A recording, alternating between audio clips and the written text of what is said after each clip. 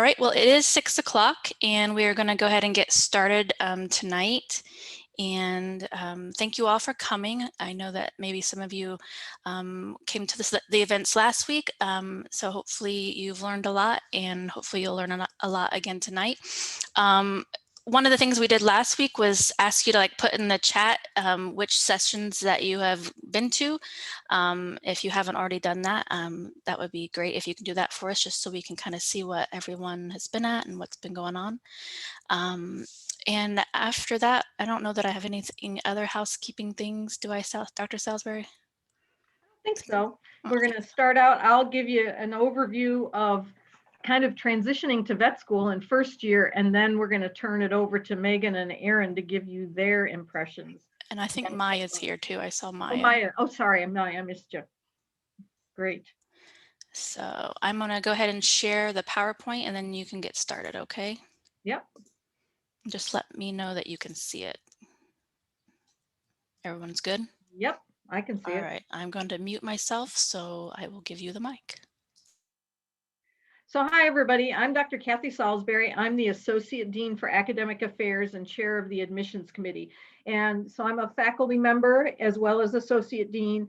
My training is a small animal surgeon. So for many years, I was on the small animal surgery faculty and taught in all 4 years of the curriculum. Now I teach in the first year of the curriculum with our problem-based learning course, where students work in small groups and start working with cases right in the first week of vet school. And I also teach some in the second year a little bit and in the third year. I'm not on duty in the hospital anymore in the fourth year. That I stopped doing that a couple of years ago, but I still keep very engaged with teaching. So I'm a soft tissue surgeon, just so you know what that is. That means not orthopedics, but I like pretty much everything else. So I'm going to just give you a little bit of an overview of vet school and what it's like what at least I think it's like from having done it many, many years ago, adjusting to the first year of vet school. But then we're going to have our students tell you what it's really like and give you advice on what they found and what they recommend for you to ease that transition to vet school. So Laura, you can go to the next slide. So the DVM program is a 4-year program, and some of you will enter after 4 years. Some of you may have graduated and be out in the workforce and then come in. Some of you may have 2 or 3 years of undergrad before you come into the DVM program. You have to finish all of the prerequisites. First 2 years focus on basic sciences, and so that's preclinical, before diagnosis and treatment of disease. And then the years 3 and 4 focus on clinical sciences, which is where we're dealing with patients and diseases and how do you diagnose and treat them.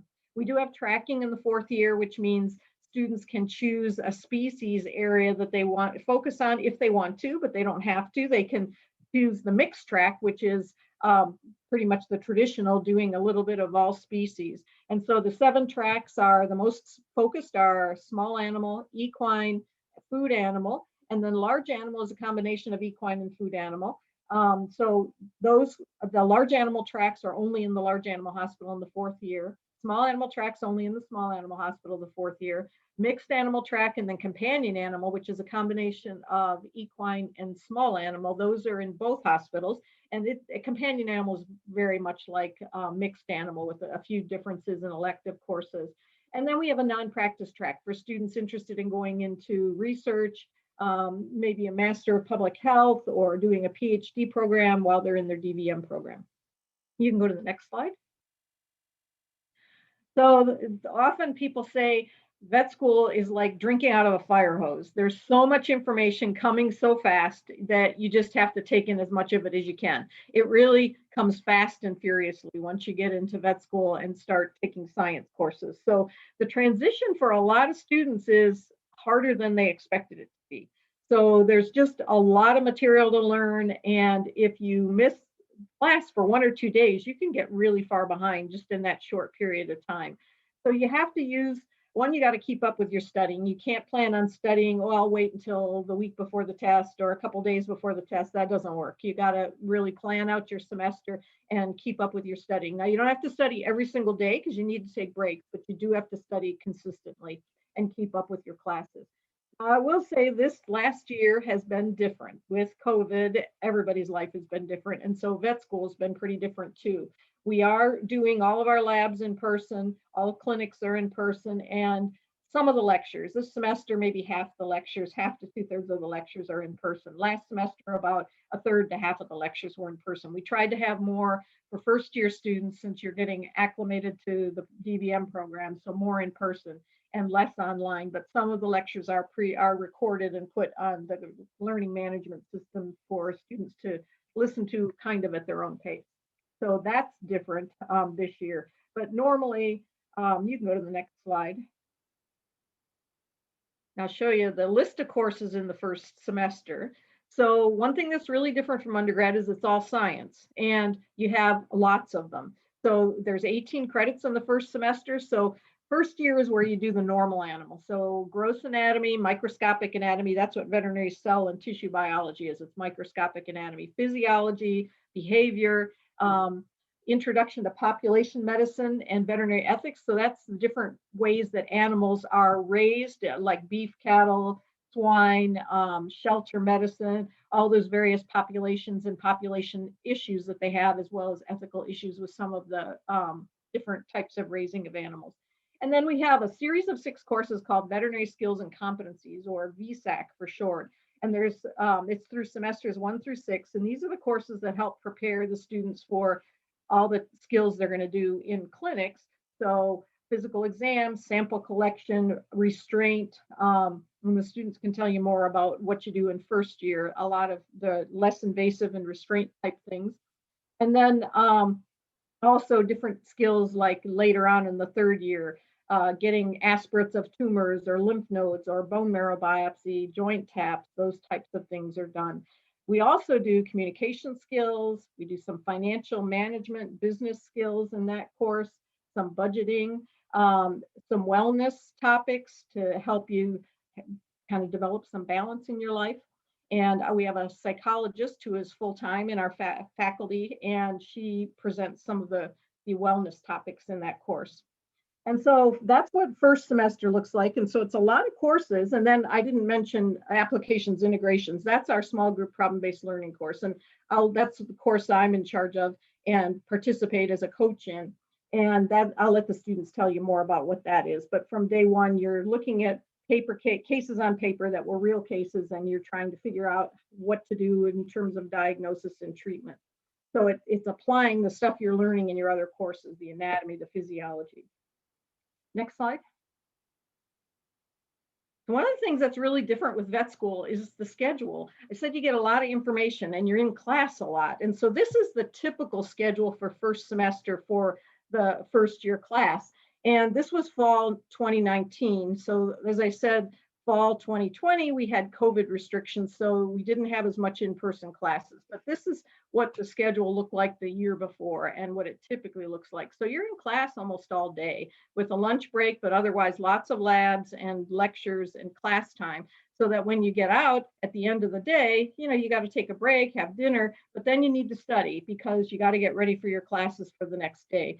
So I'll let the students address that a little bit more. And you can go to the next slide.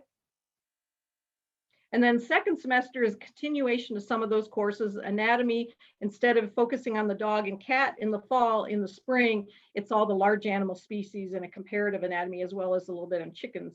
And then microscopic anatomy, physiology continued, veterinary neuroscience is a new course, immunology is another course, and then veterinary skills and competencies is continued, and there's a comparative nutrition course. So we took nutrition out of the prereqs for vet school and put it actually into the first year so that everybody would get the same foundation of practical nutrition and nutritional basics that you need to know to be able to treat nutritional diseases. And then A&I continues, the applications and integrations continues in that semester. So there's 20 credits in the spring semester, so it's even more challenging than in the fall. And I didn't mention current issues in veterinary medicine. That's a seminar course, doesn't meet every week, but we have different topics with lectures presented or discussions presented by either current issues, or we actually have one that's going to be coming up on the zoo medicine, and a veterinarian from Disney World who's one of our grads is going to present about what his career path was and what he does in his research at Disney World. So we kind of showcase a lot of different topics in that, sprinkled throughout the curriculum. So now I want to turn it over to Lori so that she can introduce our students.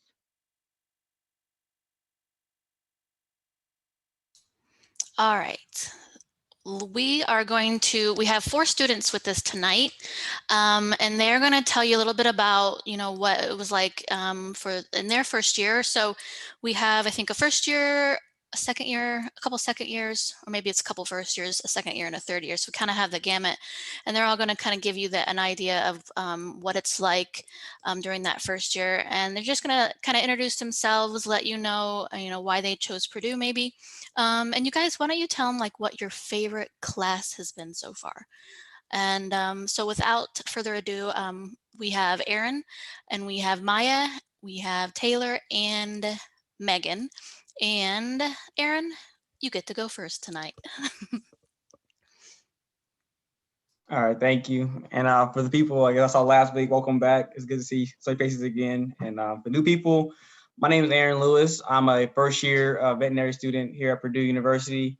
I'm originally from Marietta, Georgia, and I did my undergraduate in animal science. And I honestly chose Purdue because I was here over a summer of my sophomore year in the ARC 2 Scholars Program. And I enjoyed my experience being able to interact with the faculty and staff here. And I really feel like they gave me a sense of, of caring, and they really, supported me while I was here, even as an undergraduate, not even at the vet school yet. So I knew I'll get that same interaction when I got here.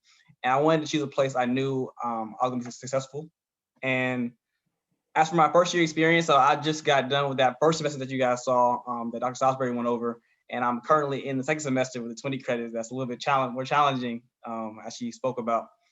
And well, I will say overall, it's been enjoyable. Like I said, that fire hose experience is real, but I feel like I enjoy everything that I learn, and I definitely get to apply it in my other courses. So it's not like you're just learning something that you're never going to use again. You get to apply it, and you see it over and over again in different courses, so you can relate and make those connections. And as for my first year class, I made some great friends so far. I haven't got really a chance to talk I'll probably talk to everybody, but I haven't got a chance to get to know everybody fully, because of COVID. But everyone's always supportive, and, different groups of interaction in anatomy lab and BSAC, everyone always looking out for you, make sure that you understand, and everyone checks on each other and make sure that we're all gonna make it out together. Thanks, Erin. And I forgot to mention, so if you guys have questions throughout, you can put them up in there in the chat, and when they're all done kind of introducing themselves, we'll go through the chat and answer those questions, or you can do that little hand raise thing, and when they're done, I'll call on you and you can ask them yourself. All right, so Megan, why don't you go? Hi guys, my name is Megan Grybo. Good to see you guys that I saw last week. So I am from Valparaiso, Indiana, and I am currently a second year veterinary student down here at Purdue. I originally picked Purdue because the second I walked through the doors at Purdue, I just felt kind of an overwhelming feeling of teamwork here. And it just really feels like all the staff members, all the students in your class and in other classes, just like Erin said, just really truly care about you. They actually care that you learn the material. They care that you get through vet school in one piece. And I mean that as much in a wellness sense as I do in a physical sense. It was just an environment that I really wanted to be a part of. So that's the biggest reason why I chose Purdue. I hope you guys get some sense of that feeling on these Zoom sessions. I'm so sorry you can't be here in person because of what's happening, but hopefully you get a sense of that talking to some of us. My first year experience, the fire hose, you guys are going to hear that a lot, by the way, is the fire hose thing pretty much all the time. But it's true. I felt like first year is really kind of an adjustment year, just learning to adjust that this is no longer undergrad and you are going to have to make a lot of changes in not only your study habits, but in your daily choices. So that was pretty much first year. And then second year has been a lot more enjoyable since first year was an adjustment year. So I'll definitely say that as well. And my peers first year, I mean, I felt the same way as I did when I first got here. I really feel like our class just works as a team. Competition is pretty much gone, which is wonderful because in undergrad it's very competitive. So we work together and not against each other, and that's wonderful. You know, they care as much about each other's well-being as they do that we all learn the material, because we're all going to be vets one day and we all want to be good vets. So we work together. Thanks, Megan. All right, Maya, you're up. All right. Hello, everybody. My name is Maya Brooks. I did my undergraduate at North Carolina A&T State University in Greensboro, North Carolina, and got my bachelor's in animal science. And then I went straight to vet school after that. So I didn't take a year off or anything. Let's see. Why did I come to Purdue? So my experience was similar to Erin's. I also did the ARC2 Scholars Program, which is now called the Vet Up program. But that was kind of my first introduction into Purdue's vet school. And we really got to come to the school for a summer and really got integrated in what you do during vet school. We met the faculty, met some students, and that is what really brought me to Purdue. I felt welcome by the faculty. I felt comfortable on campus. And then the application process through that program made it just really easy to apply, and that's why I picked Purdue. Let's see. Well, what was my first year experience like? So the fire hose analogy is very accurate, very accurate. First year was hard, but vet school is hard, right? So that's just, I mean, that's normal.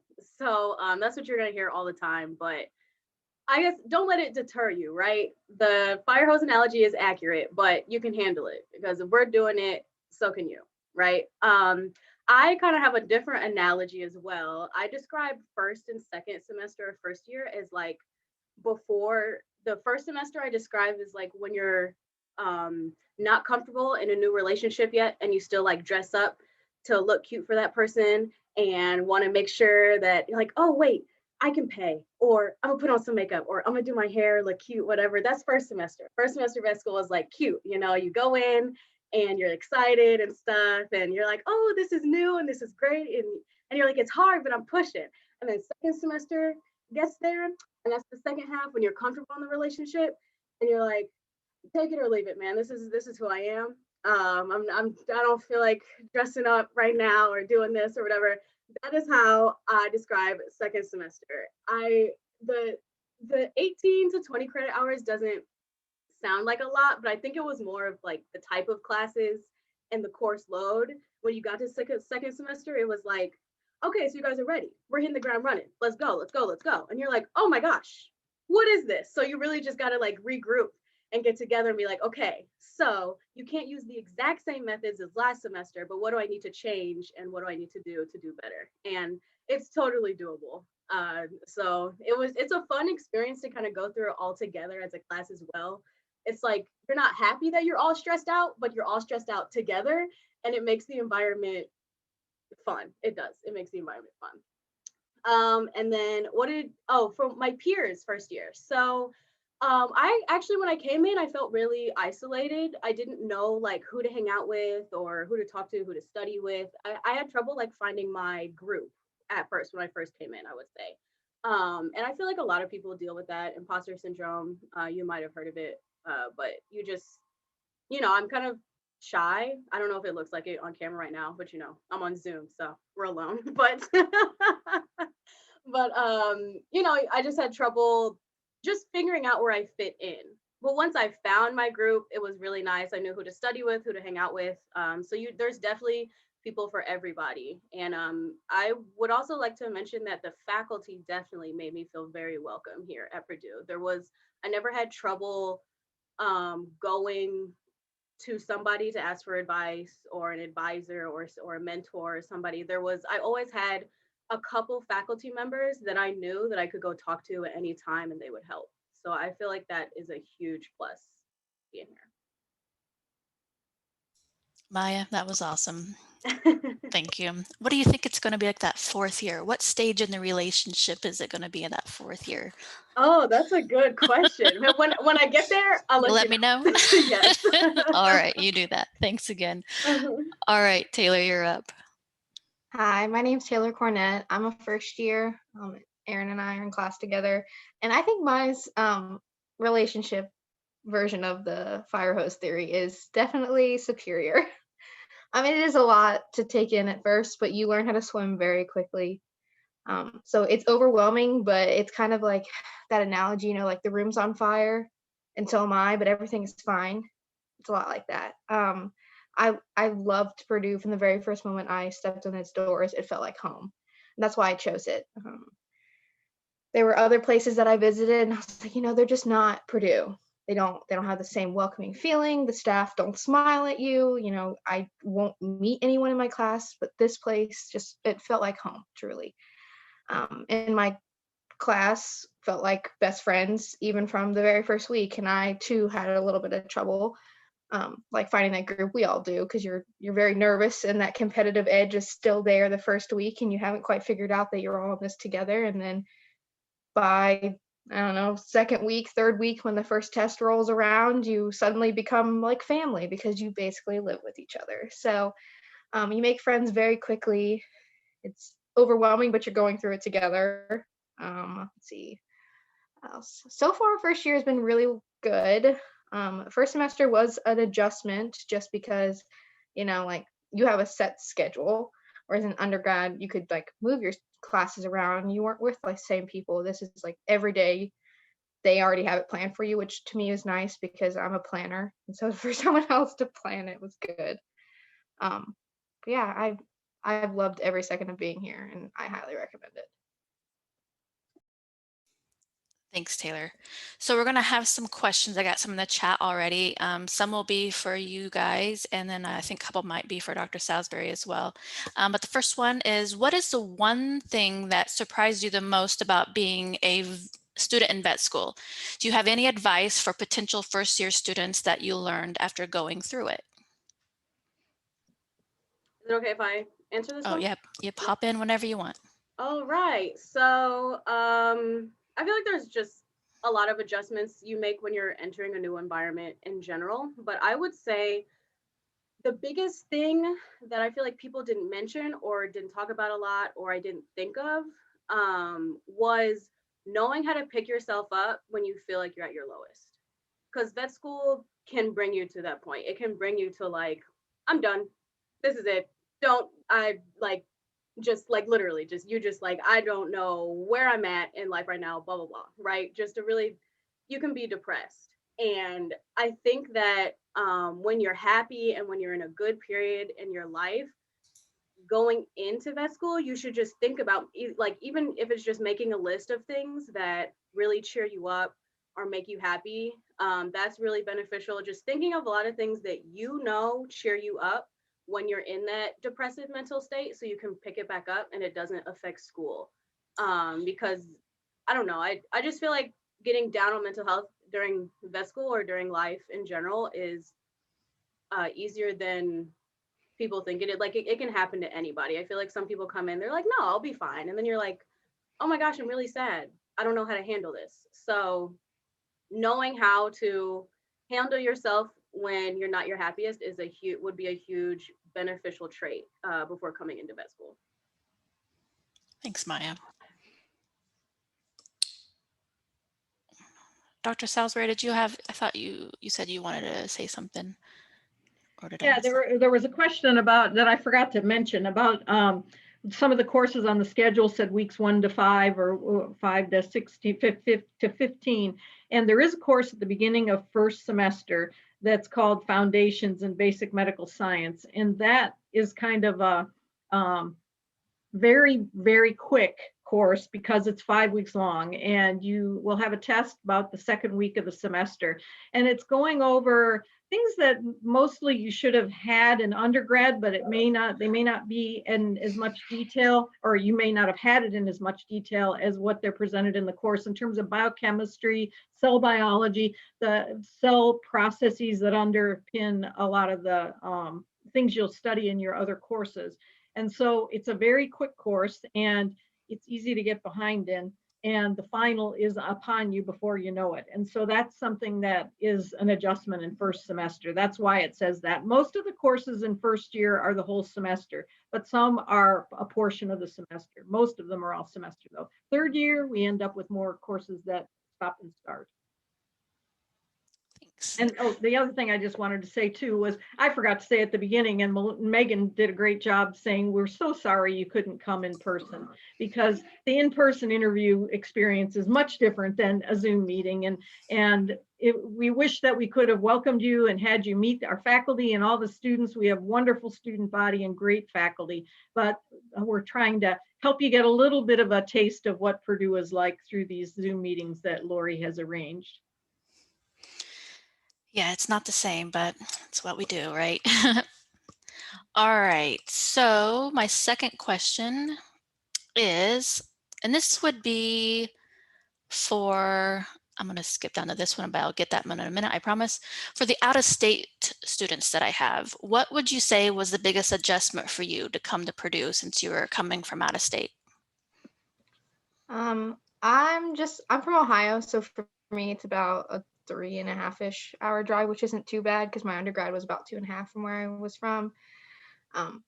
But it's definitely a hard transition because unlike an undergrad where you felt like you had more time to necessarily go home, or at least I did. In vet school, it's more like they travel to you because you were busy all the time, it's a good busy. It's not a bad, it can be a little overwhelming, but it's not a bad busy at all.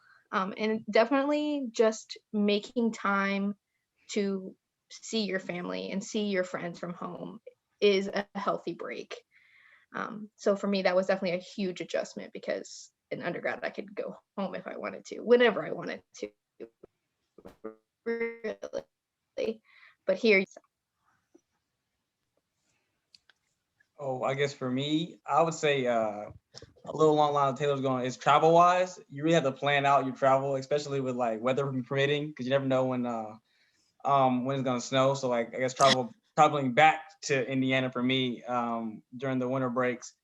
And then just preparing and making sure I know what day I'm gonna leave so I can, because it's an 8-hour drive, so I just do it in one day. I don't know if y'all are coming from any further, planning out your flights and everything and getting those adjustments and making sure that you know what day you're gonna leave and I guess packing for such. Thanks, Aaron. All right. Another question we have is, what study habits did you change from undergrad to vet school? And we know you probably all had to change them. And I think Megan, you had some good stuff last week about your study habits. And if you didn't, you do now, so. I did a complete 180 with my study habits. So in undergrad, I was the note card queen. I had so many note cards I could power a bonfire for like a week. So there was a lot of note cards.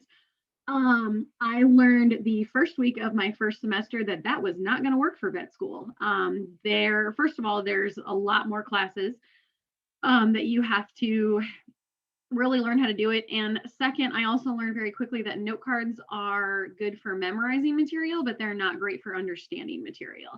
So I had to learn how to change my study habits to where instead of just memorizing material quickly, I actually understand it. I understand the process and I can follow basically the mechanism or what we're learning from start to finish. So I really don't want to give any advice on how to change your studying because it is honestly different for absolutely every student. I think the other 3 students here would agree with that. Something that really works for me probably wouldn't work for one of those 3. You're really going to have to just find your own way. One nice thing though is that the class ahead of you coming in basically sets you up with a Google Drive in the beginning so you can see what things did work for some other people and then use that to guide your own study habits. Whereas that might be for some people filling out the learning objectives, writing out mechanisms. We have a girl in our class who does like poster board mechanisms. It is legitimately awesome. I don't have the patience for that, but it is very helpful to see those things. So some people do, did things like that. Some people do summaries. It just completely depends. The biggest thing is you have to learn how to be able to work through the material instead of just memorize it. Thanks, Megan. Anybody else have any words of wisdom about the change in study habits? Yeah, I also liked note cards a lot in undergrad, and I slowly transitioned to more of like a brain mapping kind of thing where you write out your ideas, like she said, the mechanisms. But honestly, I feel like it's different for every single class. So in vet school, because for histology, which is the vet cell biology, basically, this might work, like drawing out these pictures, whereas for say anatomy, doing that will not work. So in vet school, it's a big change in the fact that you now have to be more diverse in the type of study you're doing. It's a lot more apply these things versus just memorize them. Cool, thanks. All right, what about this question? Do you guys have a specific memorable class experience or moment with a faculty member that made you think you really made the right decision going to Purdue? I'm sure actually it's probably your interaction with me that really solidified that decision, but we don't have to go there. You can pick someone else. It's all right.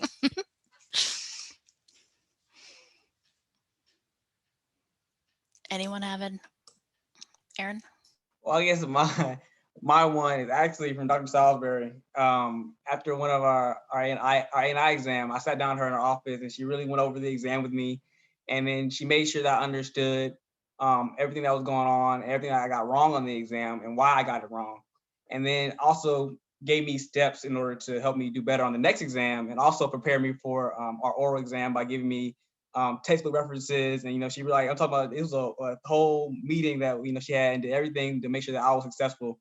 And I feel like that definitely got me through the ANI course, which is one of the, I guess, more challenging courses because it's a lot more applying of everything that you know from every other classes. So I think that's probably one of my top moments that really helped me. I'd also have to say something about Dr. Salisbury. I know we're all like talking about her, not just because she's here. She's really wonderful.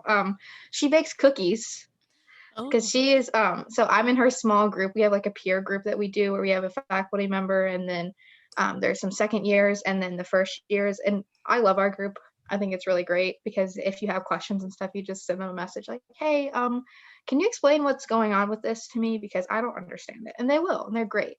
And then Dr. Salisbury, to get us to go to the group meetings, always buys us the cookies. So that was Yeah, it's on my calendar to make tomorrow night.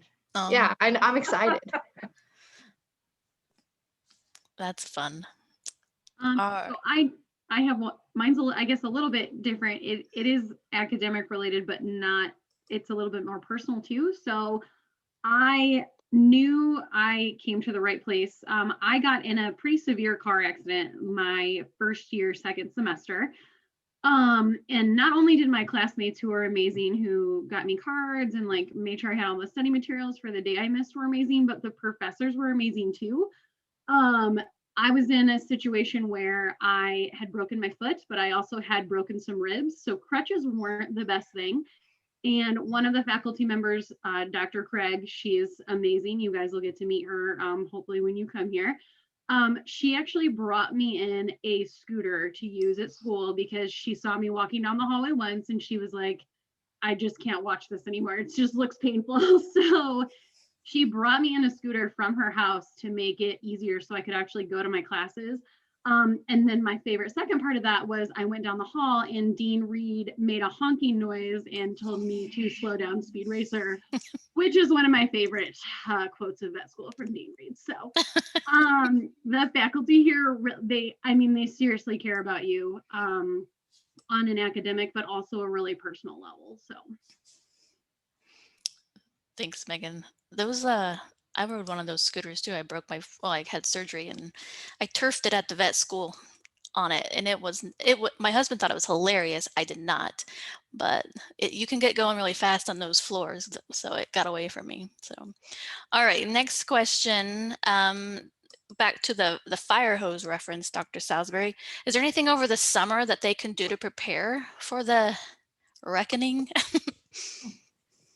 Yes, and the last 2 years, Dr. Hannon, who teaches anatomy, released some of his course material to the students a couple months early so that they'd have the opportunity to study ahead.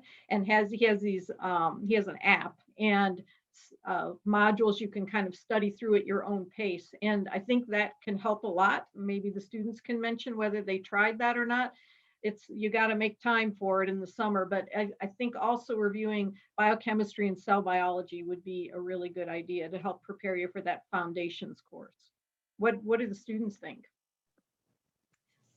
I think just remembering to give yourself grace in the first few weeks, and just coming to vet school with a good mentality and not one that and I have anxiety, so I understand that some of us just can't actually help that at all.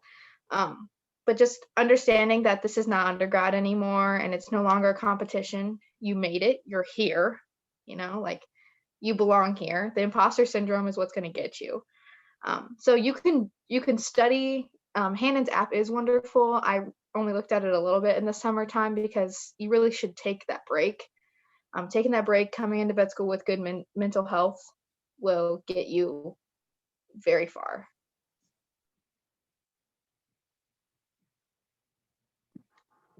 Yeah, I guess I kind of agree with both. I think it depends on what kind of person you are, what kind of personality you have. For me, if for me, I would just recommend relaxing. School is a lot. School is a lot. Summer is long, but it's short. And I definitely took that to just enjoy things that I knew I wouldn't be able to do in vet school, like, oh, let's go travel, do this trip real quick, because I have a week to go somewhere and I'm not going to be able to do that later. So I personally didn't review things before, but also I went straight from undergrad to vet school, so I think that helped me because I had a lot of the material still in my head. But for me, I really enjoyed relaxing before coming to school. But if that makes you really nervous, then I would recommend, if you want to get a step up on the material, then I would recommend going over the anatomy stuff. Dr. Hannon's app is amazing. It's absolutely amazing. It's really, really nice. So, and it's kind of fun. It doesn't really feel like studying either, doing his app work. So it's cool. If you have a pet, go over some stuff, look at them, but I think it depends on what kind of person you are.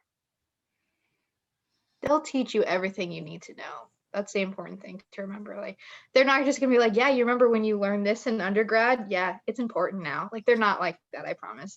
They're gonna say, okay, I know you may have learned this in undergrad, but I'm gonna give you a refresher anyway, which is great because retaining some of that stuff that you learned as a freshman or a sophomore in undergrad all the way for however how long, I went directly in as well from undergrad to vet school, but not everyone does.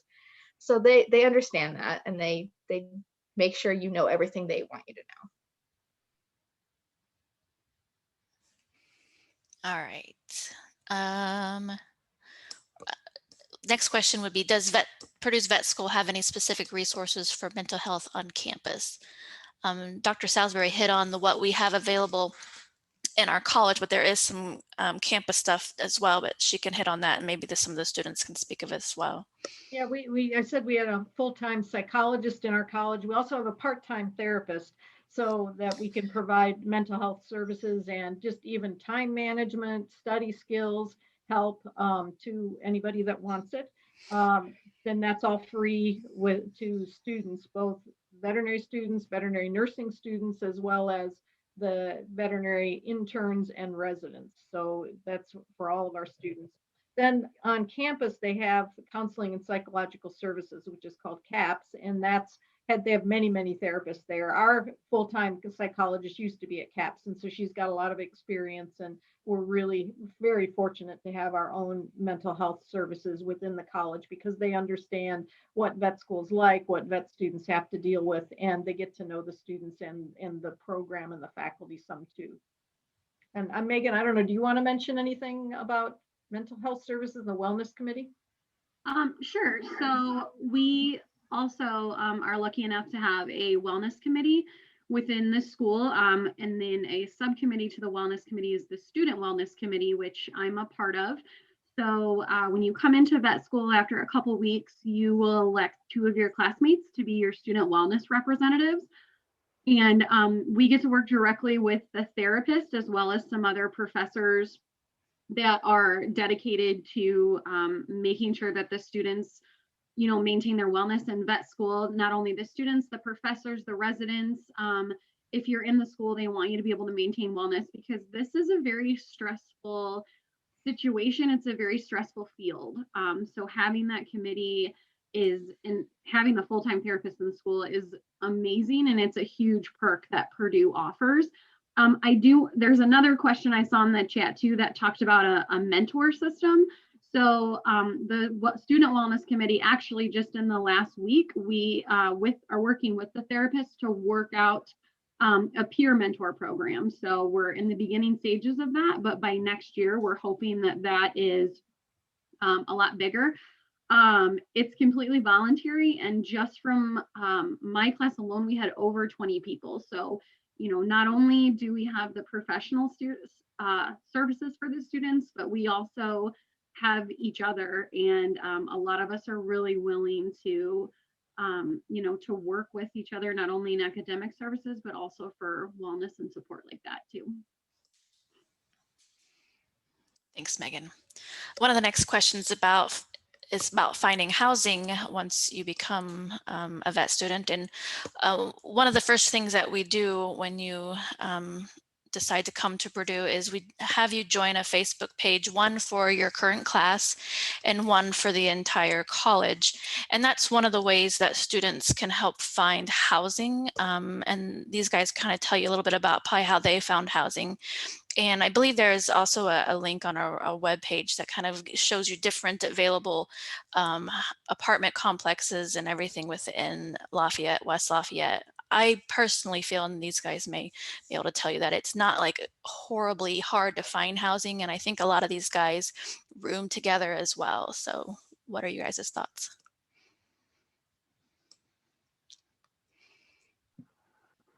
Yeah, so finding housing was actually, I didn't think it was that difficult. Like Lori said, you're added into the Facebook group and people put a lot of like, hey, I'm looking for a roommate, this is our house, type posts. Do the class reps and Dr. Wiseman still make the first year like guide to, yeah. So they'll send out a guide. Is it over the summer? Yeah. Yeah, and it has like, it's like a guide to first year. So it has a bunch of information, but in that is like local apartment complexes, houses, stuff like that.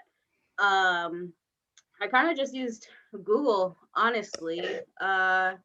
Just looked at, I Googled places. I definitely asked people's opinions. Once I found complexes I thought I liked, I would ask people like in the Facebook group or something like, hey, have you guys heard of this? What do you think? But I don't think it was that difficult to find housing. There's a lot of options. Cost of living is pretty good too. It's pretty good. I don't know where everybody's from, but it's pretty nice. Thanks. All right, what's the next one we have? When we talked about studying over the summer, you talked about that. I don't know if we answered this specifically. How do you study over the summer in between years? So we're not in first year anymore. You're in between first and second. How are you studying in between those to retain that information? I personally found working at a clinic more helpful than studying books over the summer to like review, I guess. I really enjoyed being able to work at the clinic and apply what I was learning in class to what I was seeing at the clinic. It just helped me learn things better, kind of, and like put it in like a case basis. And then you could see the whole process, right? So you could apply what you already learned in the clinic and learn new things at the clinic that you could take to future years. And then in the classroom, like, oh, hey, we did that at so-and-so, I worked there. So you kind of like familiar with that. So I was more of a hands-on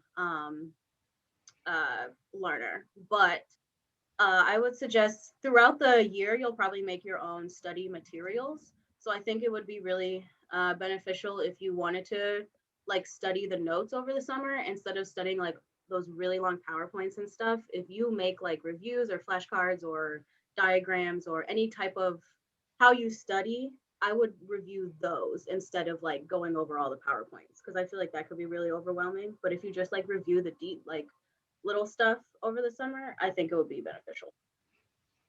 Thanks, Maya. Completely agree with Maya with that. If you really like dive into the stuff that all those PowerPoints, it can be very overwhelming. One of the things that I did that I thought was really helpful is I worked in an emergency clinic, and I would kind of take mental notes in my head of, I was like, oh, I understand this. I can explain this mechanism. I understand with this animal, like what situation is happening, what's going on with this case. And if I would come across something that I had no idea what was going on or I didn't remember, I would go home and I would review it. It was just a good way to keep fresh. And then when I came back the next year, that really helped a lot with pathology. You start pathology. I feel like first year is kind of like your normal year where you learn a lot of the normal mechanisms. And then your second year is like the, this is what happens when things go wrong year. And then third year is kind of like putting it all together. And we do have ANI first and second year, which is helpful because it's like a mini version of putting it all together. You get exposed to everything. So that's really nice. So if you kind of treat summer in your clinical experiences like a giant ANI case, I feel like it's a really good way to study. A good point. Thanks, Megan. So with that, do you guys have homework, or is it just study and exams? So what's that like? Homework? Yeah, she's saying yes, guys. So different classes have different amounts. So sometimes like for labs and things, they'll have you do like an after activity just to help you with the recall. But for most classes, it's a lot of studying. But then, you know, like Dr. Hannon, we talked about with anatomy, you have homework every week for that class, but it's not an overwhelming amount to where it takes away from you studying. It's purely for your benefit homework. It's not busy work, which is what I love. All right. So, you know, we're in COVID, and right now our schedule is a little different. So the question is, what does your current schedule look like with online coursework? Is it mainly synchronous?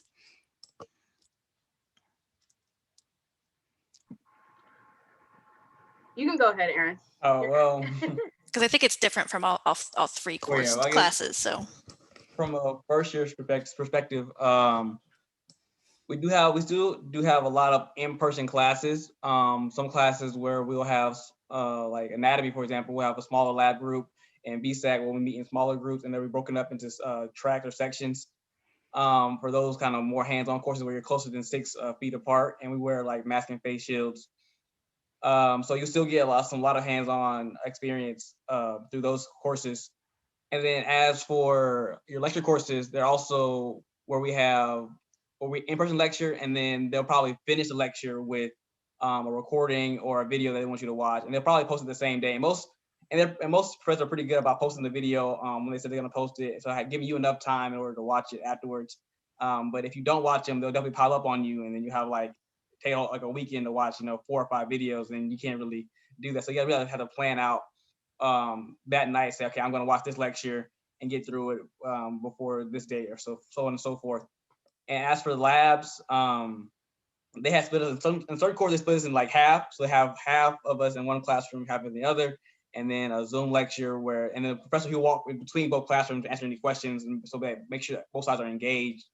And just I guess making the better of our situation right now with COVID, and make sure that everyone gets involved and everyone doesn't have any questions. Hopefully that explains everything. yeah, thanks, Erin. So another question is about getting exotic animal experience at Purdue. Can you get that if that's a route you're interested in?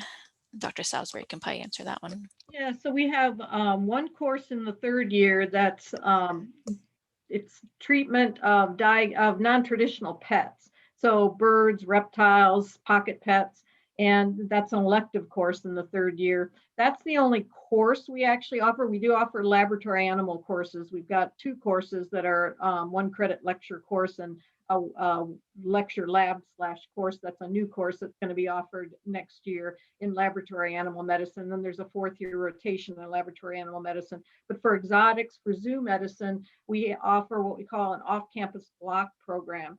And so that's in the 4th year, where students as 3rd years apply to take rotations off-site to do areas that we don't offer at Purdue, which zoo medicine is one of those things that we don't offer at Purdue. And so you research out where you'd want to go, and then you write an application to the curriculum committee, and the curriculum committee reviews all these and will grant up to 60 off campus. These are three-week rotations, so up to 60 per class of 84 students. And so that happens in 3rd year, and then it gets scheduled in your 4th year. And so students who are really interested in specializing in zoo medicine, or even just having some, say, avian background, usually will do at least one off-campus block. 4th year students also have a 6-week externship. The 6-week externship you can do any place you want, as long as you're working with a veterinarian, and you don't have to do all 6 weeks at one place. You could do 3 weeks at one place and 3 weeks at another, or do 2, 2, and 2. And so that's another opportunity where you could get zoo, avian, exotic type experience. So that's what students who are interested in wildlife, avian, exotics usually do at Purdue. And we have a lot of information of different places that the students have gone. In fact, this presenter I'm going to have in March for our current issues course, that's one of the things he told the students when he came back several years ago and spoke about his career in zoo medicine. He said he thought he was really glad he was at Purdue because we didn't have zoo medicine within the vet school, so it forced him to make a lot of contacts outside of the vet school, which then helped him as he progressed in his career towards becoming a board certified zoo animal veterinarian. Thanks. So I have another question related to kind of a certain section of this one's about poultry medicine, and they want to know what the caseload and experience opportunities for students who are interested in that poultry sector, and how do they get what they need to pursue poultry veterinary career in our program? So for poultry, we do have an avian medicine faculty member, Dr. Lassi. He did his residency here in avian medicine, poultry medicine, and he's board certified. And he also has a resident, I believe. We usually have an avian resident. And so they offer 4th year rotations. So during the preclinical curriculum, there is at least one avian medicine course that's an elective. In our revised curriculum, we just revised the curriculum for the first 3 years. And this year we're implementing the 3rd year of the revised curriculum. And in the last semester, we had a new course called food animal medicine, and it incorporated poultry, which we didn't have in the 3rd year before. And so there's about a credit of poultry in that course. That's actually our biggest course in 3rd year. It's a 4-credit course. And so it does bovine, small ruminants, porcine, and poultry as well. So you'll get poultry in pathology in 2nd year, poultry in this medicine course in 3rd year, and then in 4th year, there's an avian rotation, and you can also apply for these off-campus blocks. So you can get a fair amount of poultry experience. Indiana is a really big duck producing state, and there are definitely places you can go to get poultry experience. And one of our graduates from a few years ago is a board certified poultry veterinarian now, poultry diagnostician. And he did, I want to say 3 off-campus blocks during his 4th year, so he could get really intense poultry experiences.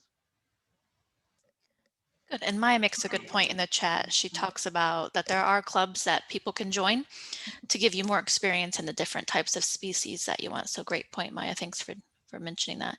So Melissa wants to know, kind of along the same lines, wildlife conservation or global medicine. What do we have for those type of? So wildlife conservation is pretty much what I said about exotic zoo medicine. But in terms of international experiences and global engagement, we have a huge international program. Unfortunately, COVID has really put a damper on it. So in our strategic plan, our goal is to have every one of our students have an international experience during their program. And we were well on the way to doing that until COVID hit. But we had close to 100 students going on international study abroad trips per year, right up to when the pandemic started. So that's been on hold and will be for a while. But it's Will Smith is the director of our program, and he's got contacts, and our faculty have contacts throughout the world. And so wildlife experiences internationally, as well as exotic animal experiences internationally, are definitely out there. We have a program for wildlife medicine that I think it's 2 week study abroad program that students have gone on, both our veterinary nursing students as well as our DVM students. And that's been going for several years now, but obviously is on hold right now because of the pandemic. So there are definitely opportunities there. Also in Brazil, we've had some longstanding wildlife programs down there. Thanks. And if y'all haven't had a chance to watch the videos on that website I sent you, Will Smith does have a video that you guys can watch that kind of goes over what his the global engagement department does, and it's pretty good. So watch that if you haven't done that. So another question is about the computers, the new computers for vet school, and is that a requirement, or do you recommend upgrading the technology that you have? So we do have a laptop program, and I'll let Dr. Salisbury talk a little bit more about it, but basically when you become a student, yes, you have to get a laptop. So yeah, it's a requirement, and we pick a specific model so that our IT people who will have consistency amongst all the computers and can easily help maintain your computers. We do a lot of online exams. All of your notes will be in electronic format, so the laptop is required, and it's the one that we change it every year depending on what the most up-to-date laptops are, but they have a touch screen and a stylus so you can write on your pictures and take notes and everything. And financial aid, there is money in your financial aid allotment to cover that, because it's a professional level, commercial level computer, so it costs about $2,000. and it stays with you the 4 years too, right? Yeah, with a warranty, 4-year Yeah. warranty. Yeah. So, all right. So you guys, what is the most challenging course you've taken so far? You guys can all say A and I. She's here. Do it. I would say that no matter what vet student you ask, you're going to get a different answer to that question. What was the most challenging course to me might have been someone else's favorite course. I'll answer it if you guys are okay with it. So I don't want to scare anybody, because you might come here and have the complete opposite experience. My anatomy was my most challenging course. Unlike Dr. Salisbury, surgery is not something I'm very nervous about surgery. So I love mechanisms and internal medicine and things like that. So I really loved physiology first year, and second year I was a huge fan of hematology. So, and again, that could be the complete, I mean, Maya might have the complete opposite answer for you, and we're in the same class. So Maya, you're laughing. Are you not agreeing? Actually, it's funny because I agree. Let's see. I'll pick I would say second semester anatomy was more challenging for me. That's second semester anatomy is the large animal portion of anatomy, so that was more challenging for me. Let's see. Oh, foundations was probably my hardest class first year, and it feels like really silly because it's only a 5-week class, but that was my most challenging course. It's kind of like a biochemistry. Yeah, I would compare it to biochemistry. But that was my most challenging. My favorite course, I think second year has been my most enjoyable year so far. I did like hematology. Right now I'm really like clinical chem. And I really like enjoying learning about all the new like viruses and diseases. So yeah, I think I'm enjoying the just second year classes a lot more than like the normal first year stuff. So. Awesome.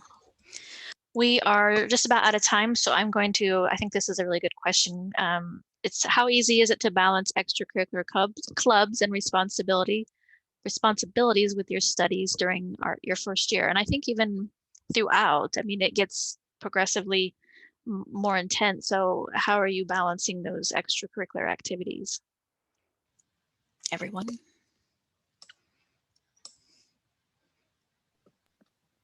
Well, Oh, Aaron, you can go. The ladies first, ladies first. You're fine. Okay, thanks. So for me, I just joined a few clubs, at least for first semester, because for second semester we can kind of join some more. But I like to be cautious, but I feel like it's really easy to still keep doing the things that you love, and also balance school because like you're a student first, but you also have to maintain that mental health. So I like to read. I still read, just give yourself an hour every few days or whatever. As long as you stick to that schedule, if you have the time, it fits in fine. Like, oh, that rhymed. That's funny. And for like the extracurricular clubs, they meet like at lunch or sometimes, it's all through Zoom right now because of COVID, and sometimes we have stuff that's in the evening, like a speaker, but it's not like a super demanding, you have to be there. It's more like, hey, here's the sign up. If you can come, then come. But if this is a busy week, we totally get it. So it's very doable. Aaron? Yeah, I guess to touch on what Taylor was saying, it's ups and downs. Like one day you go to class, you're like, oh, I understand everything he just told me.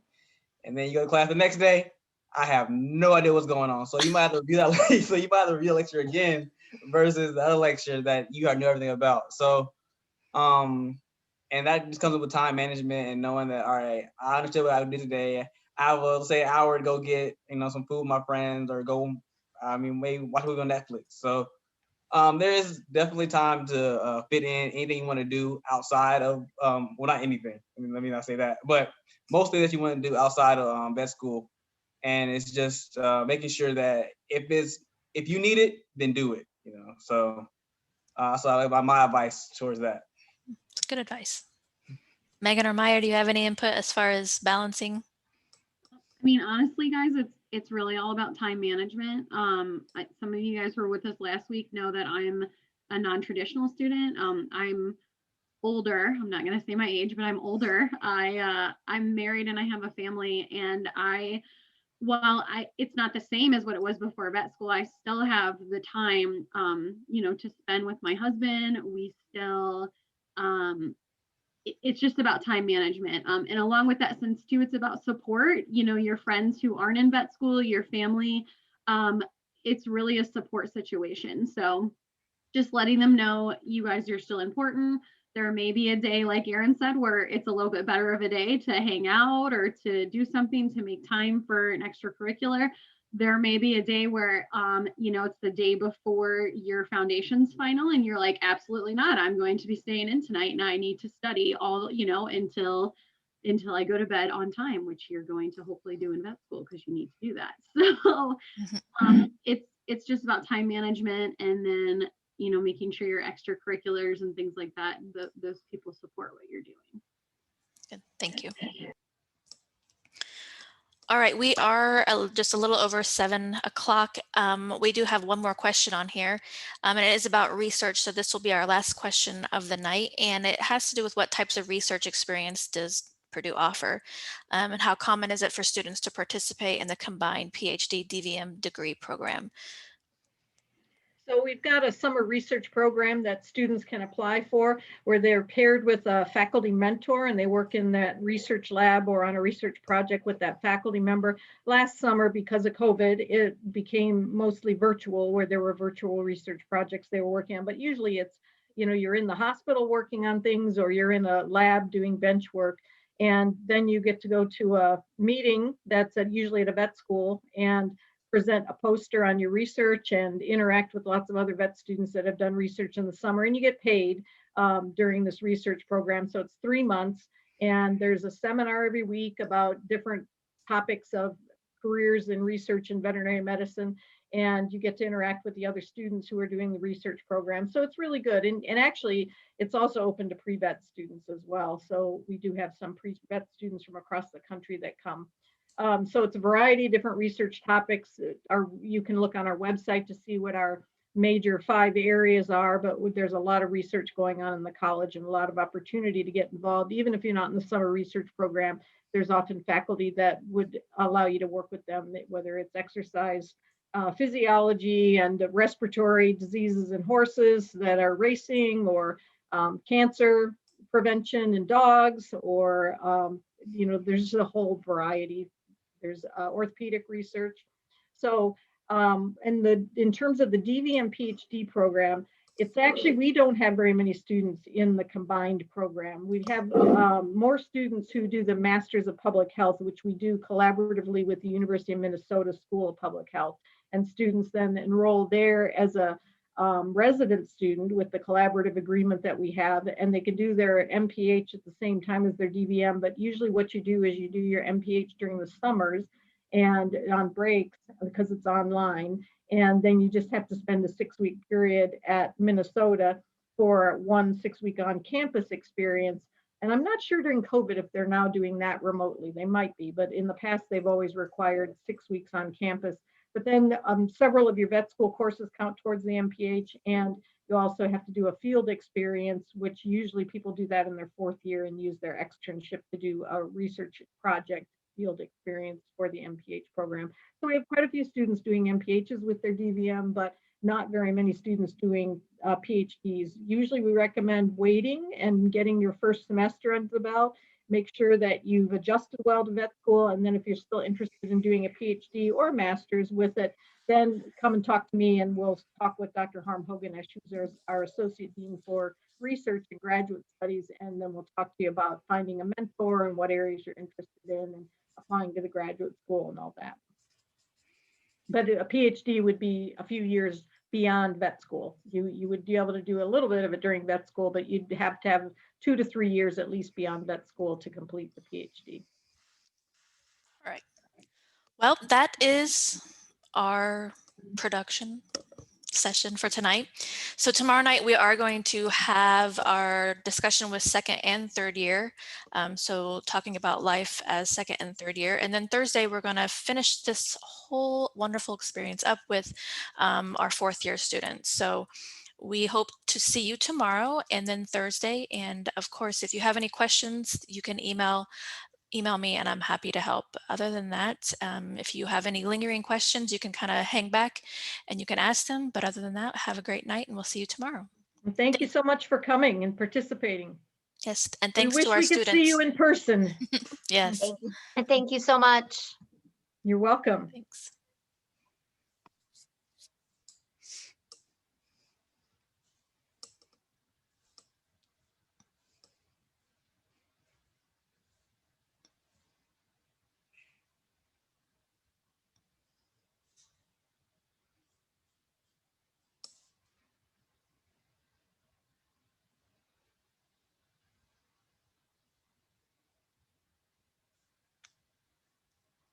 I think we're about done. I'm going to stop the recording.